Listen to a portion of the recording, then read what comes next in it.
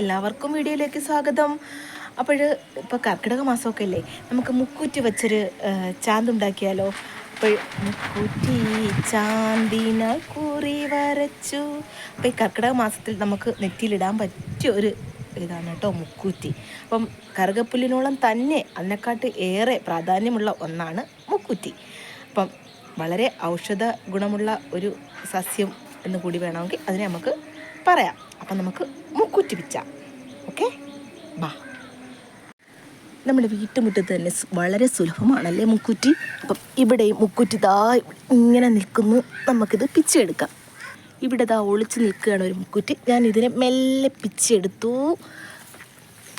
ഇനി നമുക്ക് ഇതിൻ്റെ വേരൊന്ന് കളഞ്ഞിട്ട്, ഈ പൂവൊന്ന് കളഞ്ഞിട്ട് അരച്ചെടുക്കാം. അപ്പം മുക്കൂറ്റി എന്താണെന്ന് നിങ്ങൾക്ക് എല്ലാവർക്കും അറിയാമായിരിക്കുമല്ലോ അല്ലേ? അപ്പം നമുക്കിതിനെ ഒന്ന് അരച്ചെടുക്കാം.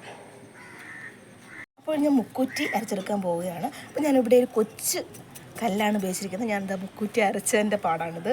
അപ്പോൾ ഞാൻ ഇതിൽ വെച്ചിട്ട് ഇങ്ങനെ ഇങ്ങനെ ഇങ്ങനെ ഇങ്ങനെ ഇങ്ങനെ ചതയ്ക്കുക, ഉരച്ച് കൊടുക്കുക. നല്ലൊരു സ്മെല്ലാണ് കേട്ടോ, അതിന് ഒരു പ്രത്യേക സ്മെല്ലാണ്. ഇനി നമുക്ക് ലേശം വെള്ളം തൊട്ട് കൊടുക്കാം. ദേവസ് ആദ്യം നമുക്ക് മുക്കൂറ്റി ചാന്ത് ദേവസിനെ ഇട്ട് കൊടുക്കാം. ബാ, ദേവസിനെ നെറ്റിയാട്ടിയേ കാണിച്ചു കൊടുത്തേ. ഇത് ഉണങ്ങുമ്പോൾ നല്ല രസമാണ് കേട്ടോ. നല്ല രസമാണ് കേട്ടോ. അപ്പോൾ എല്ലാവരും ഇതൊന്ന് ട്രൈ ചെയ്യണം കേട്ടോ. അപ്പം കർക്കിടക മാസമൊക്കെ ആയതുകൊണ്ടാണ് പ്രത്യേകിച്ച് ഈ മുക്കൂറ്റിയുടെ വീഡിയോ ഞാൻ ഇടുന്നത്. അപ്പം ഇപ്പോൾ ഒരുപാട് പേര് ഇങ്ങനത്തെ വീഡിയോകൾ ഇടുന്നുണ്ട്, മുക്കൂറ്റി വച്ചിട്ടുള്ള ചന്ദനം. അപ്പം നിങ്ങളും ഇതൊന്ന് ട്രൈ ചെയ്ത് നോക്കും. നല്ല സൂപ്പർ ചന്ദനമാണ് കേട്ടോ.